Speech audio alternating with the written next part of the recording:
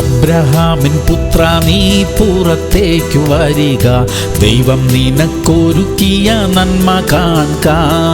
പൊളിക്കുക നിൻ കൂടാരങ്ങളെ, ദൈവമഹത്വം കാൺക.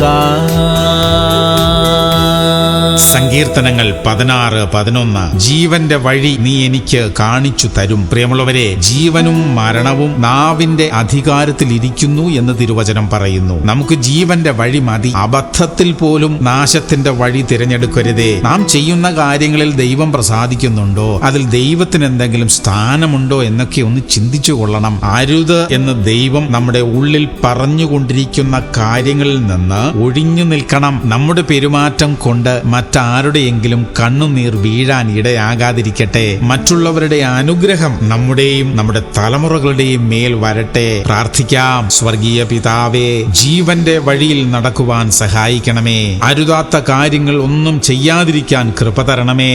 ഞങ്ങളുടെ അനുഗ്രഹത്തിന് വേണ്ടതായ കാര്യങ്ങളിൽ മാത്രം ഇടപെടാൻ സഹായിക്കണമേ അപ്പാ. യേശു ക്രിസ്തുവിന്റെ നാമത്തിൽ തന്നെ. ആമേൻ, ആമേൻ, ആമേൻ.